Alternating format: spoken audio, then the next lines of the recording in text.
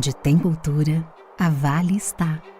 No poder criativo que nasce dos palcos, orquestras, das artes, das ruas e dos museus. Na valorização das diversas identidades brasileiras e na preservação de memórias. É valorizando a cultura que crescemos e evoluímos juntos. Instituto Cultural Vale.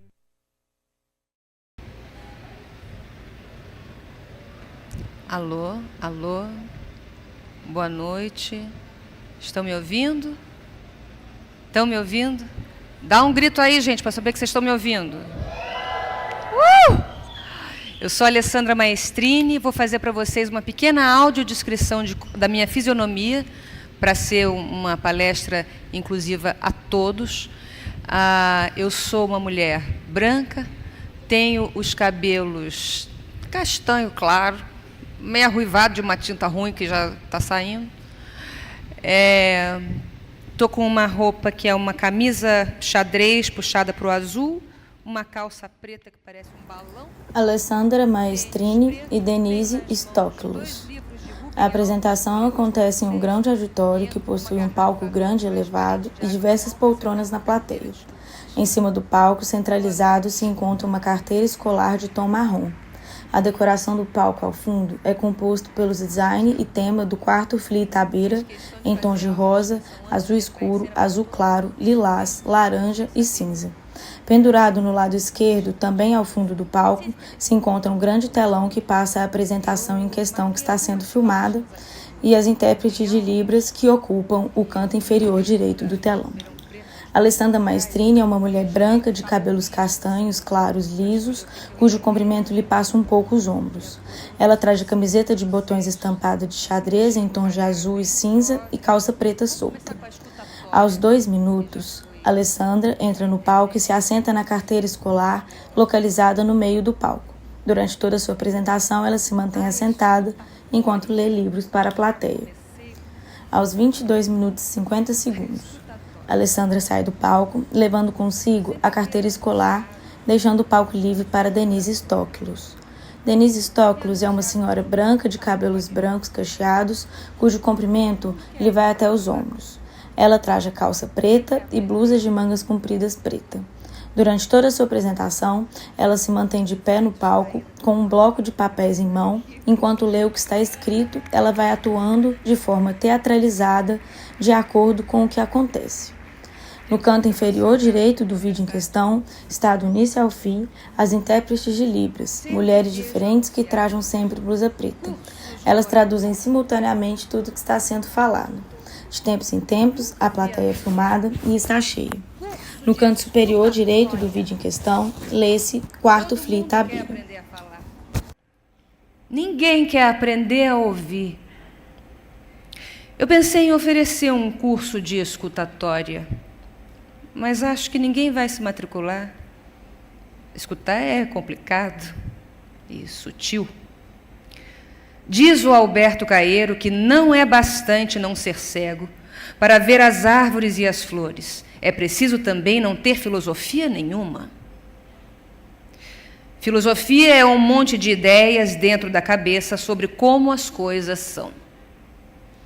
Aí a gente que não é cego abre os olhos. Diante de nós, fora da cabeça, nos campos e matas, estão as árvores e as flores.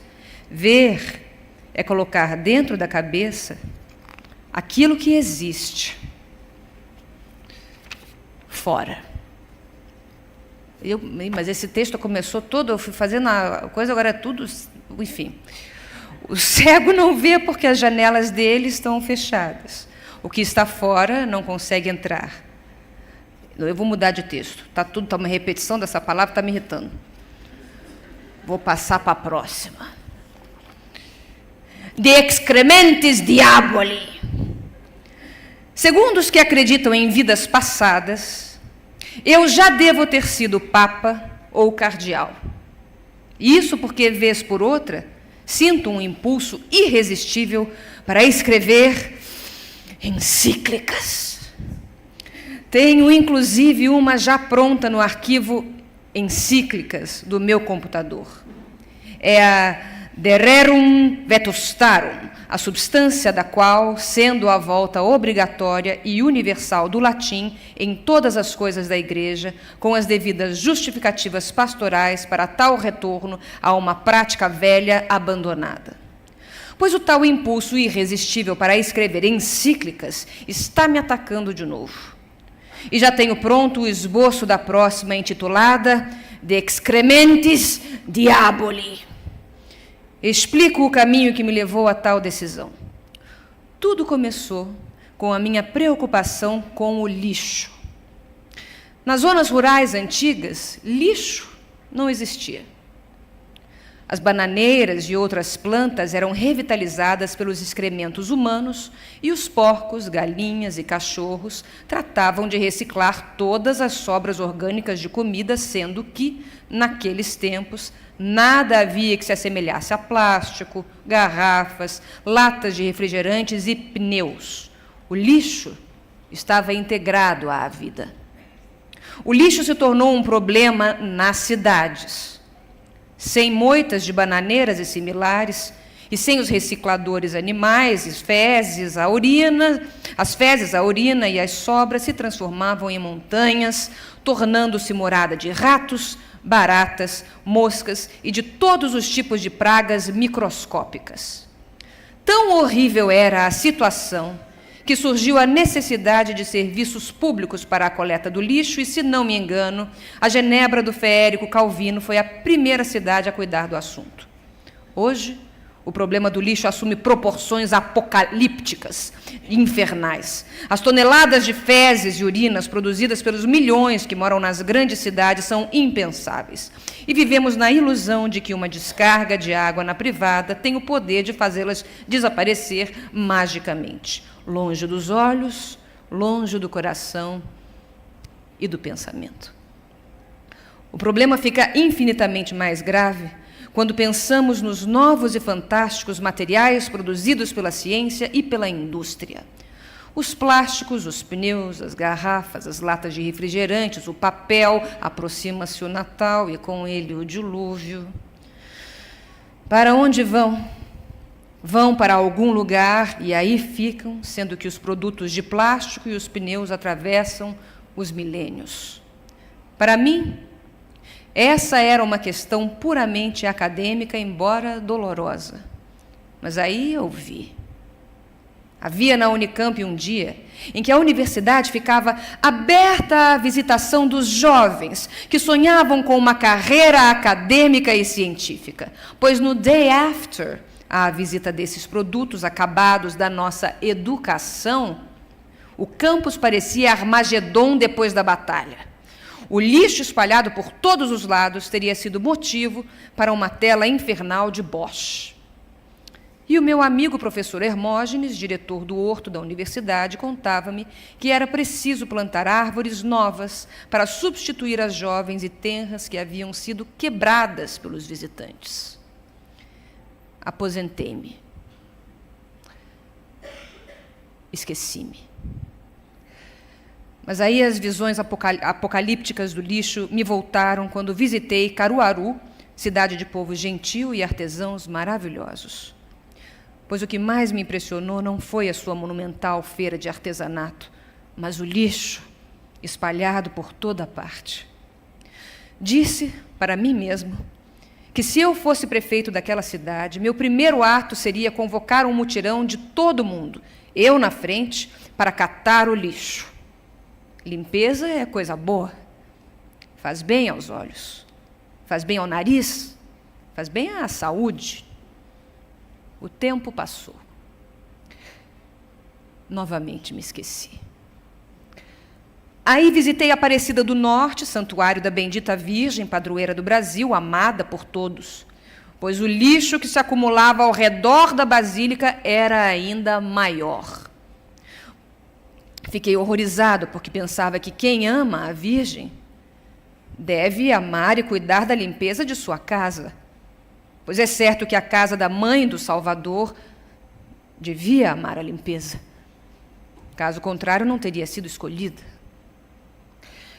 Dei-me conta, então, de que nunca ouvi nem padre, nem pastor, nem guru, nem vidente, nem missionário, nem bispo pregar sermão contra o lixo.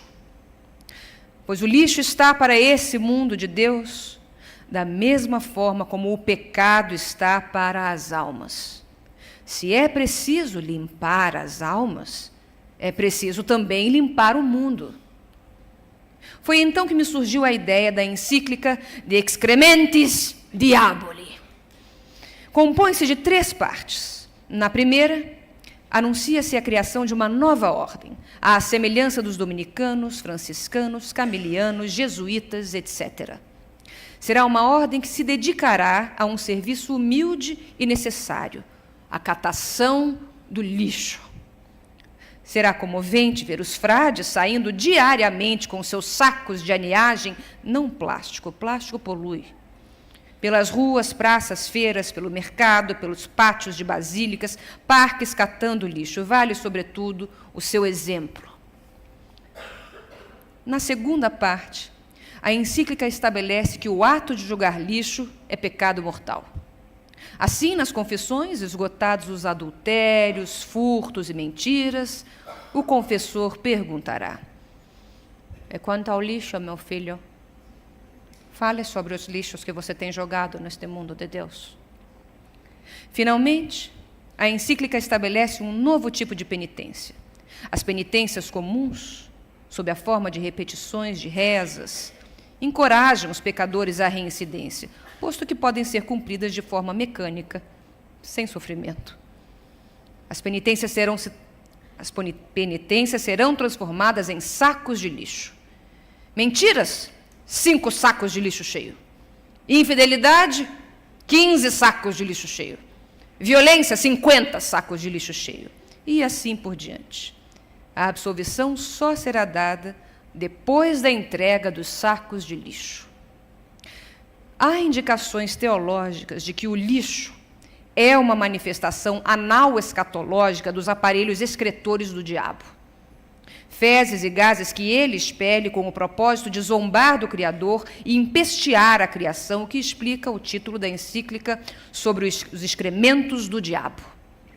Assim sendo, o ato de catar lixo se transforma em virtude cujo objetivo é limpar o mundo das fezes do coisa ruim, para assim restabelecer o paraíso perfumado e limpo que Deus criou.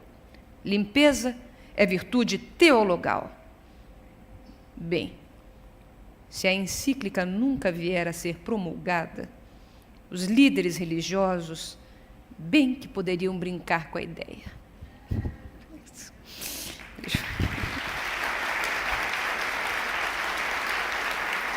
Obrigada. Deixa eu ver o que mais eu tenho aqui que pode ser interessante. Esse já foi. Ai. Vocês querem que eu continue o escutatório? Eu chateei vocês ou vocês querem que eu pegue outro? Repete ou não? Outro. Ele teve mais voz ali. Temos a pipoca. Temos também saúde mental. Saúde mental para cá. Vamos para saúde mental. É bom para mim também. Fui convidado a fazer uma preleção sobre saúde mental. Os que me convidaram supuseram que eu, na qualidade de psicanalista, deveria ser um especialista no assunto. E eu também pensei, tanto que aceitei. Mas foi só parar para pensar que me arrependi. Percebi que nada sabia. Eu me explico. Comecei o meu pensamento fazendo uma lista das pessoas que, do meu ponto de vista, tiveram uma vida mental rica e excitante, pessoas cujos livros e obras são alimento para a minha alma. Nietzsche, Fernando Pessoa, Van Gogh, Wittgenstein, Cecília Meirelles, Mayakovsky. Aí logo me assustei. Nietzsche ficou louco. Fernando Pessoa era dada a bebida. Van Gogh matou-se. Wittgenstein alegrou-se ao saber que iria morrer em breve e não suportava mais viver com tanta angústia. Cecília Meirelles sofria de uma suave depressão crônica. Mayakovsky suicidou-se. todas elas pessoas lúcidas e profundas que continuarão a ser pão para os vivos muito depois de nós termos sido completamente esquecidos. Mas será que tinham saúde mental? Saúde mental, essa condição em que as ideias comportam-se bem, sempre iguais, previsíveis, sem surpresas, obedientes ao comando do dever, todas as coisas nos seus lugares, como soldados em ordem unida, jamais permitindo que o corpo falte ao trabalho ou que faça algo inesperado, nem é preciso dar uma volta ao mundo num barco à vela, basta fazer o que fez Shirley Valentine, se ainda não viu, veja o filme, ou ter um amor proibido, ou mais perigoso que tudo isso, a coragem de pensar o que nunca pensou. Pensar é coisa muito perigosa. Não, saúde mental eles não tinham. Eram lúcidos demais para isso. Elas sabiam que o mundo é controlado pelos loucos e idosos de gravata. Sendo donos do poder, os loucos passam a ser os protótipos da saúde mental. Claro que nenhum dos nomes que citei sobreviveria aos testes psicológicos a que teria de submeter se fosse pedir emprego numa empresa. Por outro lado, nunca ouvi falar de político que tivesse estresse ou depressão. Andam sempre fortes em passarelas pelas ruas da cidade, distribuindo sorrisos e certezas. Sinto que meus pensamentos podem parecer pensamentos de louco e, por isso, apresso-me aos devidos esclarecimentos. Nós somos muito parecidos com computadores. O funcionamento dos computadores, como todo mundo sabe, requer a interação de duas partes. Uma delas chama-se hardware, literalmente equipamento duro. E a outra denomina-se software, equipamento macio. O hardware é constituído por todas as coisas sólidas que o aparelho é feito, com que o aparelho é feito. O software é constituído por entidades espirituais, símbolos, que formam os programas e são gravados nos disquetes. Nós também temos um hardware e um software. O hardware são os nervos do cérebro, os neurônios, tudo aquilo que compõe o sistema nervoso. O software é constituído por uma série de programas que ficam gravados na memória. Do mesmo jeito como nos computadores o que fica na memória são os símbolos, entidades levíssimas, dir-se-ia mesmo espirituais, sendo que o programa mais importante é a linguagem. Eu botei um Q ali que deu uma reticência que não tem. Um computador pode enlouquecer por defeitos no hardware ou por defeitos no software. Nós também. Quando o nosso hardware fica louco, há que se chamar psiquiatras e neurologistas que virão com suas poções químicas e bisturis consertar o que se estragou. Quando o problema está no software, entretanto, poções e bisturis não funcionam, não se conserta um programa com chave de fenda, porque o software é feito de símbolos, somente símbolos podem entrar dentro dele. Assim, para se lidar com o software há que se fazer o uso de símbolos. Por isso, quem trata das perturbações do software humano nunca se vale de recursos físicos para tal.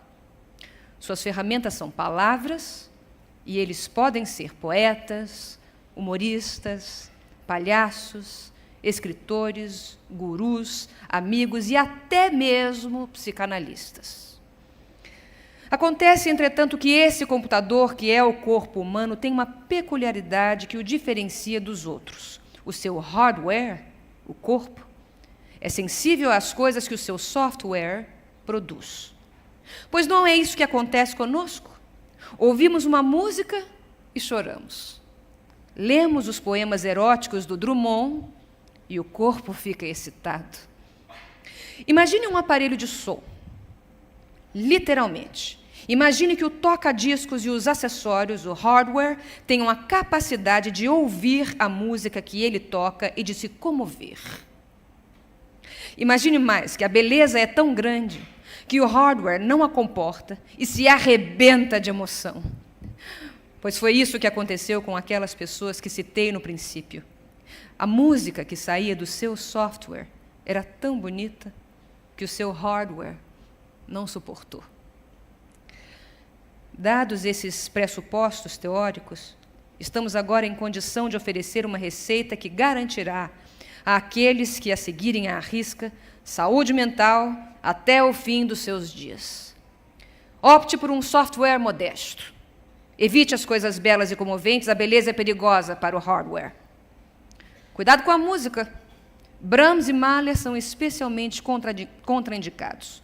Já o rock pode ser tomado à vontade. Quanto às leituras, evite aquelas que fazem pensar.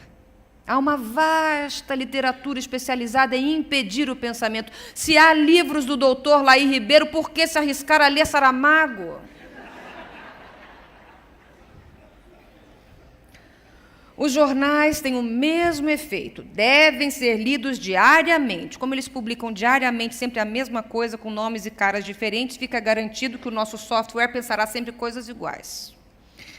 E aos domingos, não se esqueça do Silvio Santos e do Gugu Liberato. Seguindo essa receita, você terá uma vida tranquila, embora banal. Mas como você cultivou a insensibilidade, você não perceberá o quão banal ela é. E em vez de ter o fim que tiveram as pessoas que mencionei, você se aposentará, para então realizar os seus sonhos. Infelizmente, entretanto, quando chegar tal momento, você já terá se esquecido de como eles eram.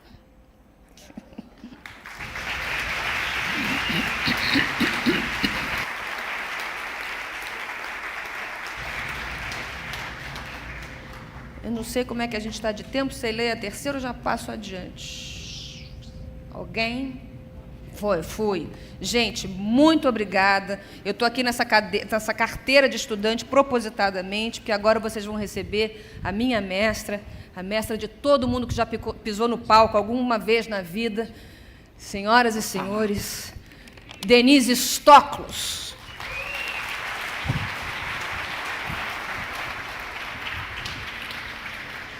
Minha audiodescrição. Sou mulher de 75 anos, cabelos descoloridos, brancos e revoltos. 1,62 m, só. Blusa preta, calça preta, tênis preto, e vou ler trechos curtos de Clarice Lispector. Obrigada. Obrigada. O búfalo, mas era primavera. Até o leão lambeu a testa da leoa, aqueles animais louros. A mulher desfiou os olhos da jaula, onde só o cheiro quente lembrava a carnificina que ela viera buscar no jardim zoológico, com os punhos nos bolsos do casaco. Olhou em torno de si.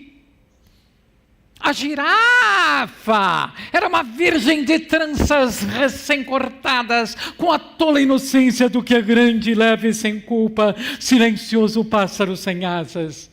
A mulher desviou os olhos, doente, doente, doente. Ela que fora ao jardim zoológico para encontrar o seu ódio, mas não diante da girafa, que era mais paisagem que um ente. A girafa quase verde.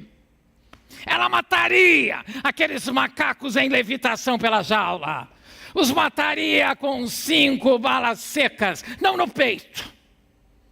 Era entre os olhos que a olhavam sem pestanejar. Eu te odeio!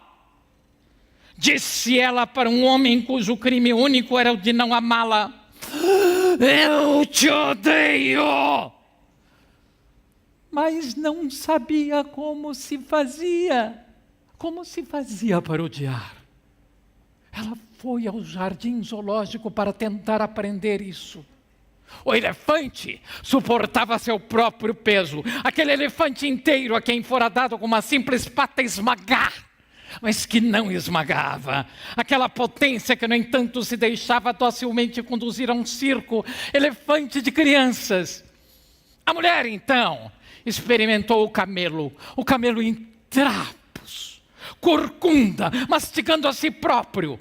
Aproximou-se das barras do cercado, aspirou o pó daquele tapete. Não, o camelo de estopa com ele, meu ódio, não. Então foi sozinha ter a sua violência, na montanha russa, o banco ainda parado. De repente, foi aquele voo de vísceras, a fúria com que o banco a precipitava e a soerguia como uma boneca de saia levantada, o ressentimento com que se tornou mecânica. Pronto. Estavam de volta à terra. Ajeitou as saias com recato. Não olhava para ninguém, contrita, como no dia em que no meio de todo mundo tudo que tinha na bolsa caíra no chão, pó de arroz, recibo, caneta tinteiro, ela recolhendo no meio-fio os andaimes de sua vida. Começou a andar em direção aos bichos. De dentro da jaula, o coati olhou-a. Mas nunca poderia odiar o coati, que no silêncio de um corpo indagante a olhava.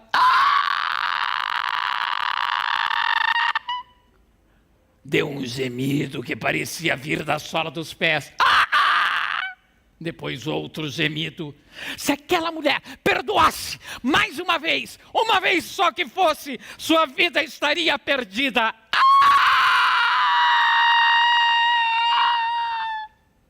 Deu um gemido áspero. O coati sobressaltou-se, olhou em torno de si a mulher, mas como não era a pessoa a quem se prestassem atenção, encolheu-se, como uma velha assassina solitária. Uma criança passou correndo, sem vê-la. O búfalo negro estava imóvel. De longe, no seu calmo passeio, o búfalo negro olhou-a um instante. Talvez não a tivesse olhado, mas de novo ele pareceu tê-la visto, sentido, e mais uma vez o búfalo pareceu notá-la. Olhou de novo o búfalo. Ele era agora maior.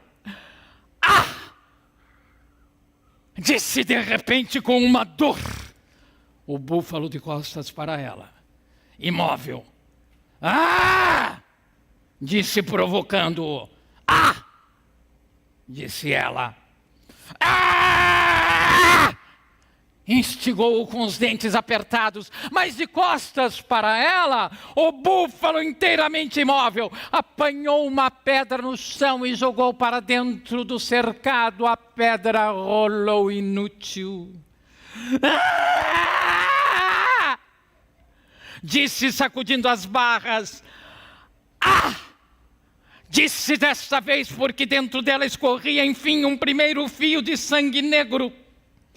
O primeiro instante foi de dor, como se que para escorreste este sangue se tivesse contraído o mundo. O búfalo voltou-se, imobilizou-se e à distância encarou-a. Eu te amo! Disse ela então com ódio para o homem cujo grande crime impunível era de não querê-la. Eu te odeio! Disse implorando amor ao búfalo. Enfim, provocado, o grande búfalo aproximou-se sem pressa. Ela não recuou um só passo, até que ele chegou às grades e ali parou. Lá estavam o búfalo e a mulher, frente a frente. Ela não olhou a cara, nem a boca, nem os cornos. Olhou seus olhos. Lentamente.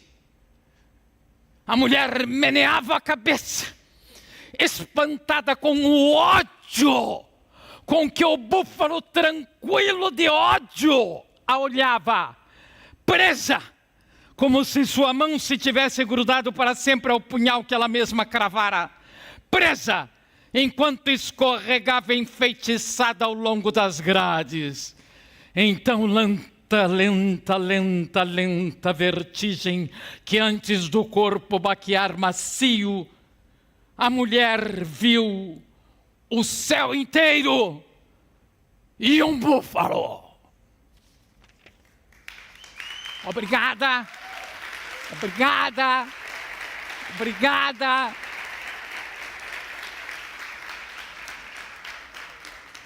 Água viva.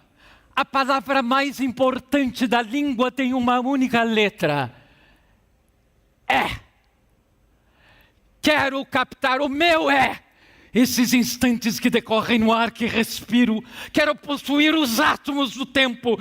E quero capturar o presente que pela sua própria natureza me é interdito. O presente me foge. A atualidade me escapa. A atualidade sou eu sempre no já. Só no ato do amor, pela límpida abstração de estrela do que se sente, capta-se a incógnita do instante que é duramente cristalina e vibrante no ar. E a vida é esse instante incontável maior que o acontecimento em si.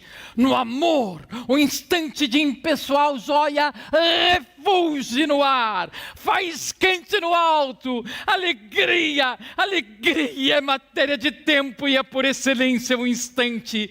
E no instante está o é dele mesmo. Quero captar o meu é. Meu tema é um instante. Meu tema de vida. Procuro estar a par dele. Divido-me milhares de vezes em tantas vezes quantos instantes que decorrem. Fragmentária que sou e precários os momentos. Só me comprometo com vida que nasça com o tempo e com ele cresça. Só no tempo há espaço para mim. Ah, viver é tão desconfortável, tudo aperta, o corpo exige, o espírito não para. Viver parece ter sono e não poder dormir. Viver é incômodo, não se pode andar nu, nem de corpo, nem de espírito. Amor impessoal é alegria, mesmo o amor que não dá certo, mesmo o amor que termina. Viver é isso, e confortar-me não como vencida, mas em um alegro combrio. Aliás, não quero morrer. Obrigada. O último. Amor. Um pouco cansada com as compras, deformando um novo saco de tricô, Ana subiu no bonde. Depositou o volume no colo e o bonde começou a andar. Recostou-se então no banco, procurando conforto num suspiro de meia satisfação. Os filhos de Ana eram bons, uma coisa verdadeira, sumarenta, cresciam, tomavam banho, exigiam para si malcriados instantes cada vez mais completos. A cozinha era enfim espaçosa, o fogão enguiçado dava estouros.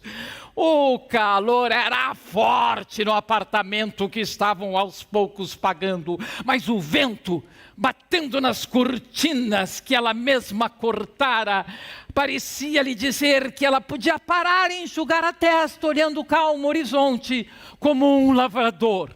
Ela plantara as sementes que tinha na mão, não outras, e cresciam árvores. Crescia sua rápida conversa com o cobrador de luz. Crescia a mesa com comidas, o marido chegando em casa com os jornais e sorrindo de fome, o canto importuno das empregadas do edifício. Ana dava tudo tranquilamente, sua mão pequena e forte, sua corrente de vida.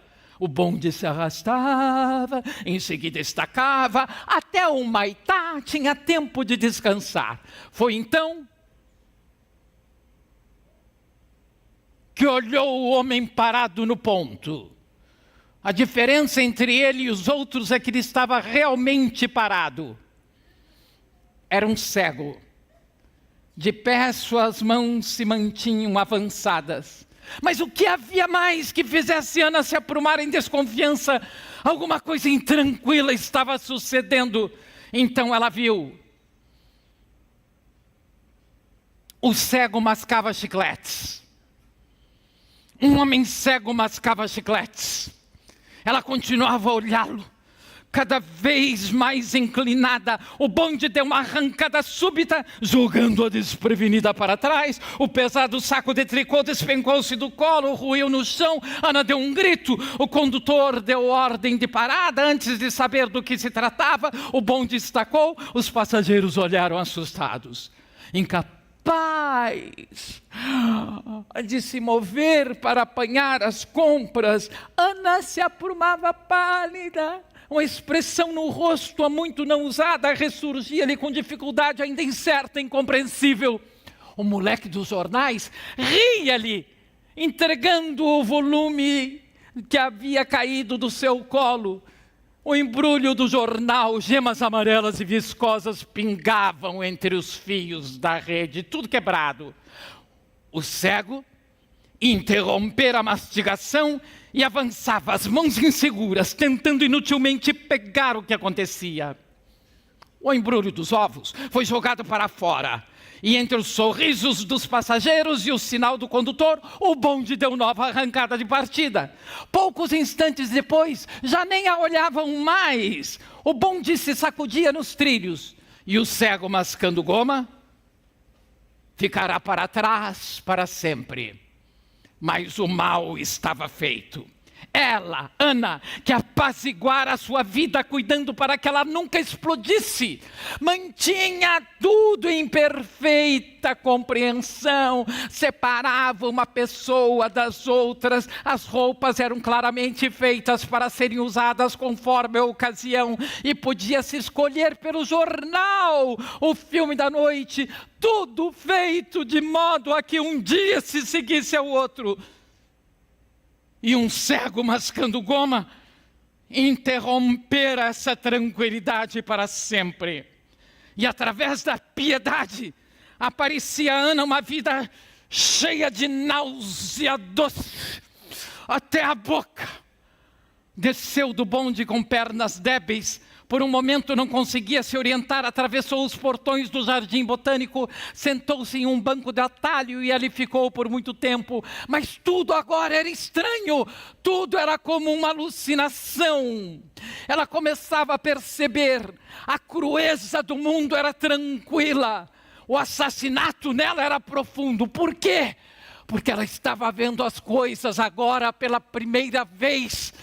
Pela primeira vez ela estava sensível a tudo que estava ocorrendo. O mundo era tão rico que apodrecia. Agora que o cego a guiara até ele, até o jardim e a sua alucinação, ela via que devia ir para casa porque as crianças estavam lá. Ela lembrou-se disso. O guia nem notou que ela estava dentro do jardim com o portão já fechado. O vigia apareceu, abriu para ela, e quando ela chegou na porta do seu próprio edifício, correu até o elevador. Acontece que o que chamava de crise viera afinal. E sua marca era o prazer intenso com que olhava tudo, todas as coisas, sofrendo espantada pela existência da vida. A lembrança era confusa no Jardim Botânico, tudo era estranho, suave demais, grande demais. Tratava-se de um trabalho secreto do qual ela começava a se perceber. Existe vida, existe mais do que eu conheço. Com a repulsa que precedesse uma entrega, era fascinante. A mulher tinha nojo. E era fascinante. A piedade pelo cego era tão violenta como uma ânsia, mas o mundo finalmente lhe parecia seu, sujo, perecível, seu. Abriu a porta da casa e por um instante a vida sadia que levara até agora pareceu-lhe um modo superficial de viver. Hoje de tarde alguma coisa tranquila se rebentara, e já na casa toda, a essas alturas da noitinha, havia aquele ar humorístico, triste da hora de dormir, a paz do anoitecer. Acabara-se a vertigem dos dias banais e sem consciência para ela.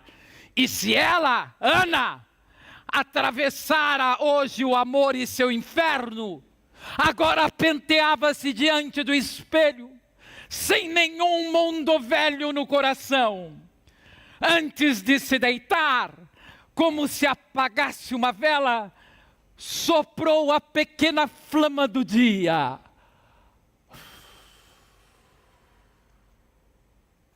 Tal como todos nós, conhecedores da crise total das nossas vidas atuais, vamos agora, revigorados, como Ana, com coragem para diante, para o novo. Vamos! As portas do teatro se abrem agora para seguirmos em frente, livres!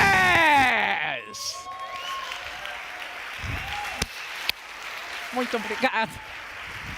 Viva Clarice! Clarice! Clarice! Obrigada.